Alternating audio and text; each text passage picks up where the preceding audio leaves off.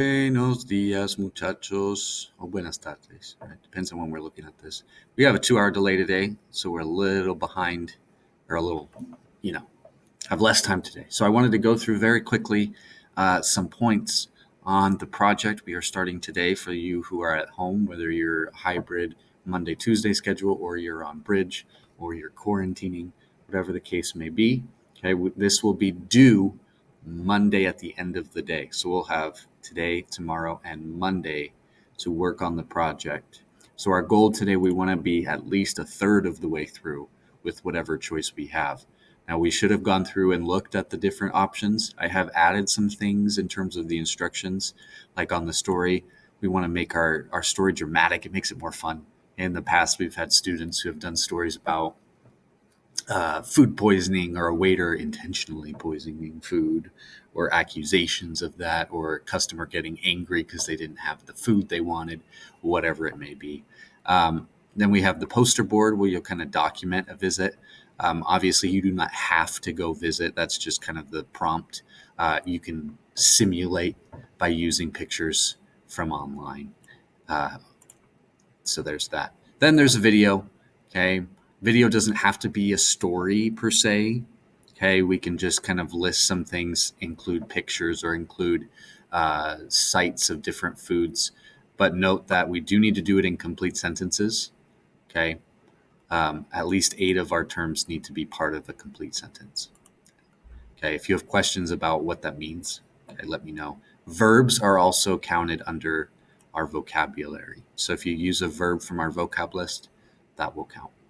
Okay. And then there's a podcast. Okay. This is for those who really enjoy more of the grammar side of Spanish. Okay. You'll do kind of a podcast of yourself explaining the grammar topics that would include ER verbs, IR verbs, and infinitive expressions. Okay. It should be at least 4 minutes long, have a description and an example for each. Okay. All right. So again, we have today el 11, mañana el 12, y lunes el 15 de febrero. Okay, make sure you take a look at these notes. You may not use Google Translate. I can always tell when you're using Google Translate. I can also tell when you're using even Spanish Dictionary, but you're translating full sentences. Okay, one of the big things I'm looking for, if you do it in the past tense, that's a dead giveaway that you have used resources that you shouldn't have.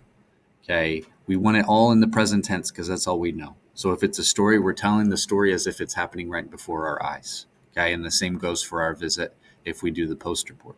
Okay, that's how we want to do it. We don't want it in the past tense because we don't know the past tense. Okay, it doesn't help us to do that yet. All right, I added on the second page some vocabulary from our vocab list that we didn't officially go over that you can use for the project. A lot of it has to do with what it would be like in a restaurant. And then I added the verbs as well. Some of these we haven't seen, but most of these we have, and all of these are regular ER-IR verbs. So we should feel comfortable conjugating those. Okay, reach out to me with any questions. Okay, I have that on the boleto de salida. There is a space for you to ask questions of things you're unsure of about the project. So make sure you check that out and don't get behind. Please stay on top of it. Gracias.